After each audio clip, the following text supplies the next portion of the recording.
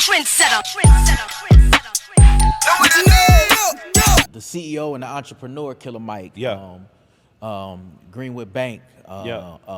Swag Shop. Yeah. All the properties, man.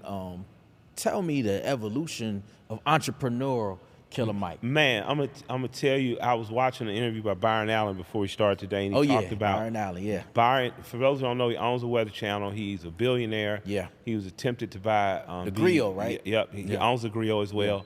Yeah. And he's an absolute hero of mine because when I was a little boy, I used to watch him on a show called Real People. He was a comedian, correct? Yeah, he is a comedian. Yeah. Still, but he ain't laughing because ain't shit funny, right? But Mr. Allen used to be on a show called Real People, and it just went around the United States showing these quirky. I didn't know white people. I lived in the West Side of Atlanta. All I saw was black people. Some black people was light skinned like my daddy family and you. Some people brown skinned like my mama family. But all I knew was black people. So these kind of shows, these kind of like variety of shows, the Barbara Mandrell show, stuff like that, brought me and let me see other people and cultures and kind of meet them where they was at. But Byron was on the show. He was one of the correspondents. So I always knew who he was. But apparently in 1993, he grabs the great idea to start his own thing. And he talks about calling 200 different TV stations, getting refused by them 50, 100 times. He had already put together his own show with his own money, took his own risk, told people he got 14 minutes of commercial time, 7 minutes you could use because your local TV shows, once people finally started opening up to him, 7 minutes you can sell, 7 minutes I'll sell. Just a brilliant brother. And he could only do it his way if he took the risk and put up the money and did it his way. When you look at Tyler Perry's documentary, it's amazing because you get to see how much risk he took on himself. How many times it didn't work. The pain, the agony, the embarrassment. That's what I went through. DJ Sense would have been my DJ the whole way, but at some point I couldn't afford to pay. I had to go, that's not a slight to you. Yeah. It's telling people that you're gonna fail. I failed the first few times. It wasn't that I was a failure, just didn't work out how I wanted it to work out. You know what I'm saying? You understand that because it's not worked out for you in something before. Yeah, absolutely. But a lot of people watch you think, man, this boy light skinned with good hair, this boy never had a bad day. Yeah, all right. You know what I'm saying? Yeah. I've seen you work. I've seen Cannon work. I've seen drama work. I've seen all the kids who were interns 10 years ago come up all of a sudden now they're A&R, they're moving. I've seen them work. No one ever acknowledges that part of what we do. Yeah. So for me, this is the product of relentlessly putting one foot in front of the other. I can't tell you I had this shit thought up. Really? I can't tell you I had it planned out. I can tell you I knew where I wanted to go.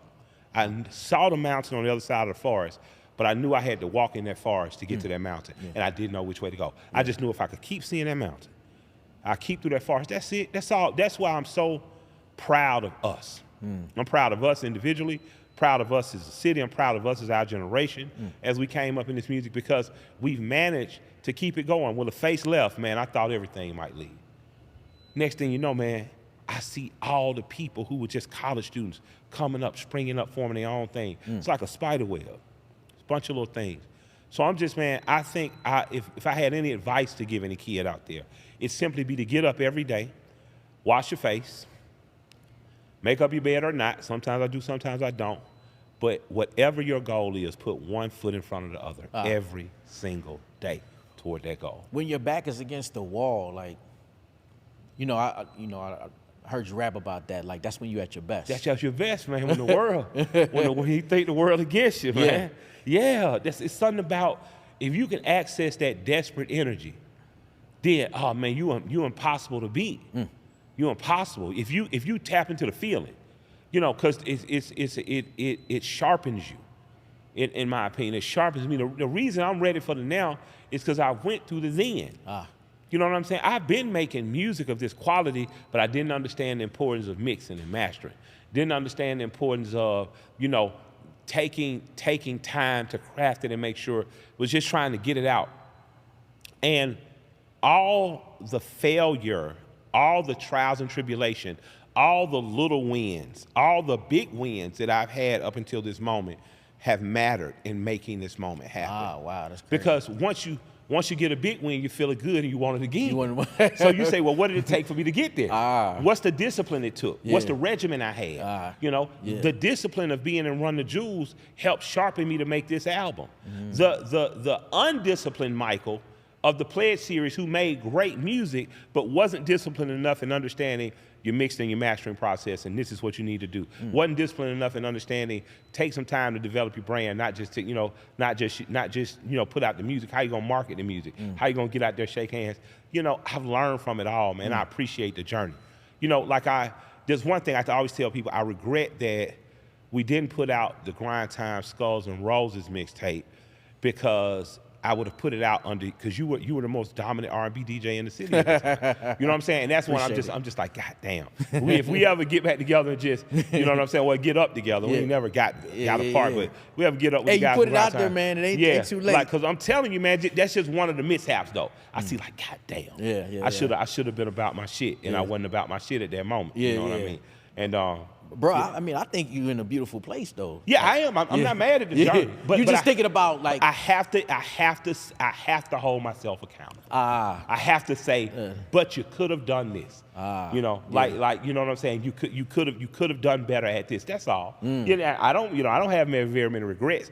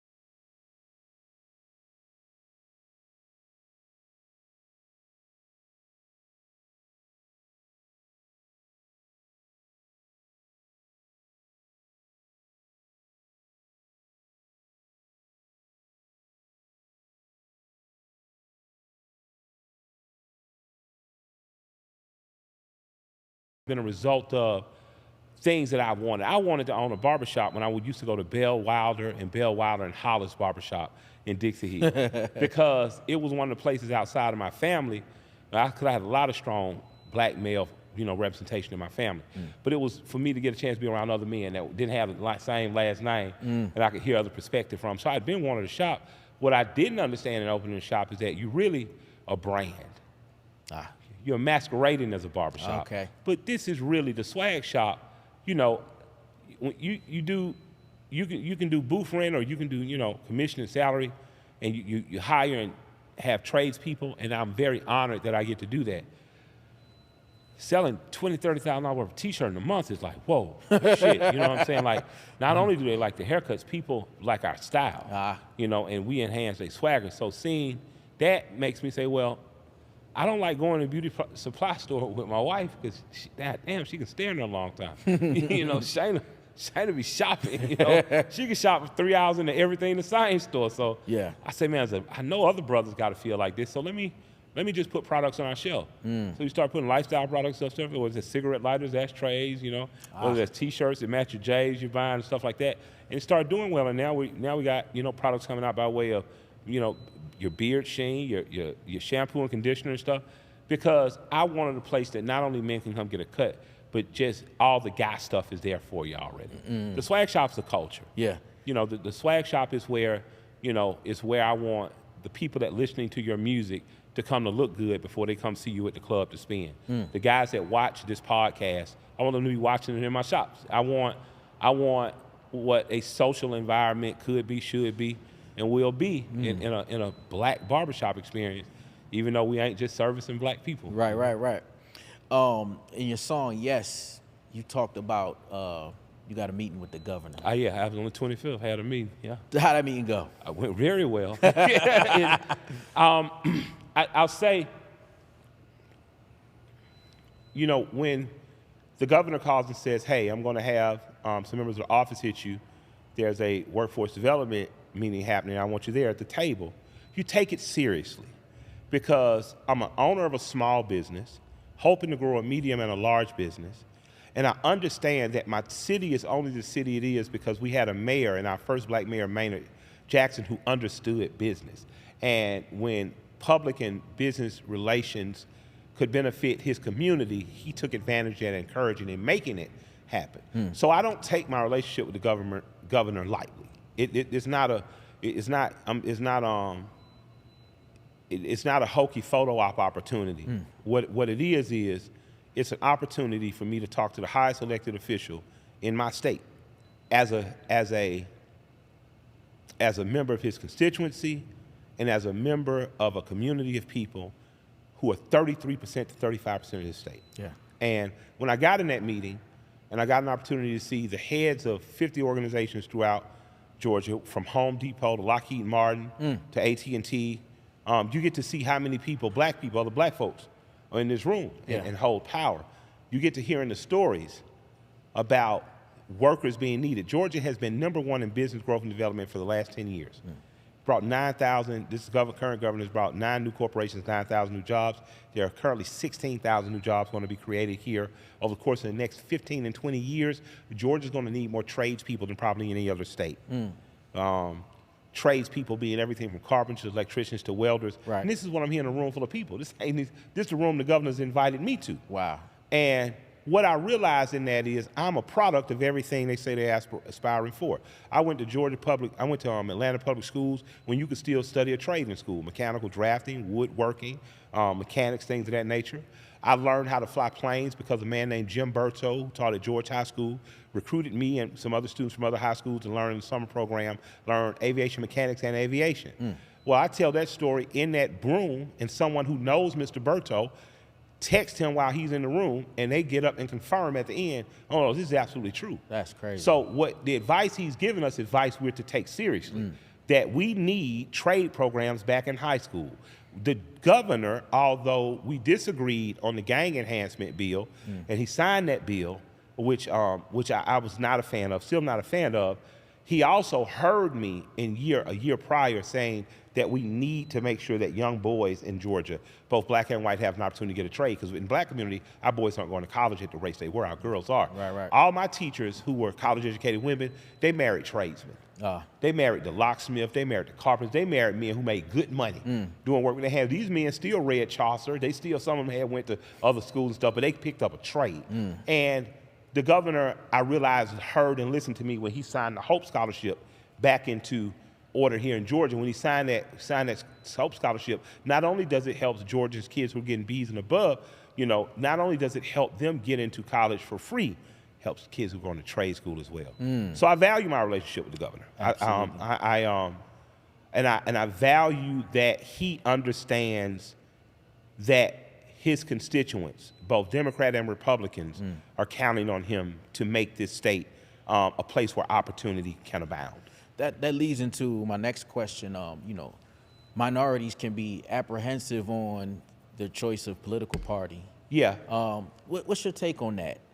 Form your own pact and make sure they know your vote is up for auction. It's that simple. If you're hyper-local, it matters less about what political party you're voting for and more about the person and the policy you're voting for. The person and the policy. Nathan Deal was a Republican, but he had a pretty good relationship with former Atlanta Mayor Kasim Reed that allowed us to have some business interests that helped people that look like me. I can't do nothing but shrug your shoulders and say, shit.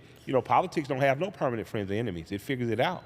There was a time where the Republican Party was a party of freedom, had people like Frederick Douglass attached to it, and sent the Union Army into the South to break up slavery. There was a time where the Democrats said the cornerstone, according to Alexander Stevenson, that the cornerstone of the Confederacy was slavery. So what I'm saying is I don't care what you call yourself, what mask you put on, if you fly a donkey or an elephant. I give a shit about what your policy does to affect the west side of Atlanta.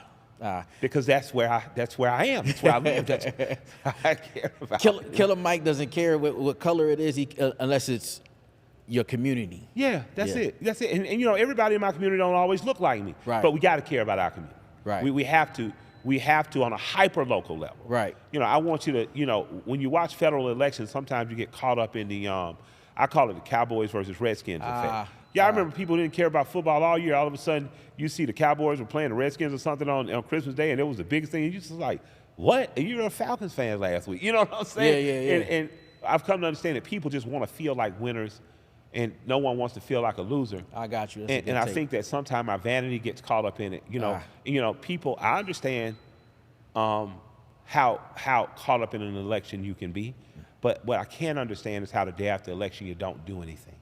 No matter who got win or lose, you're still a member of the community. Yeah. And I think that we all could do a better job of doing our little bit, so no one has to do a lot. Right. That's one thing I always admired with you, man. It's like you always back up your words. You always put the action. You got to. You know. You got to. One of your songs, Action Reaction. Yeah. Yeah, you got to do something, but you don't. But guess what? You don't have to do a lot. You don't have to save the world. First, just save yourself. Right. First, just take education seriously. Taking care of your mind, spirit, and body. Just take care of you, right? Then get with other people who take care of themselves and that you find commonality with, and help one another. Help one another, help other people. You know, my grandparents were of the thinking, you know, if their yard was cut and their neighbor's yard wasn't cut, they was gonna go check on the neighbor. How you doing? You okay? You feel okay? We noticed your yard wasn't cut. Is your lawnmower working? Or it's not working? Would you like to borrow ours? Or you're too tired? Okay, so we're gonna get another couple of neighbors and we're gonna cut your front yard. And we'll see about getting somebody back here to hack down the back. That's the way you solve problems. That's community. Yeah.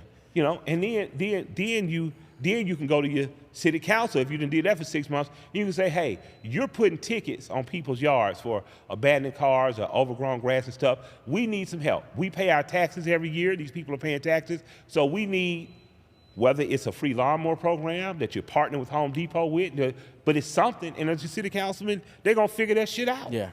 You know, they're gonna figure it out. And that's how you effectively leverage power.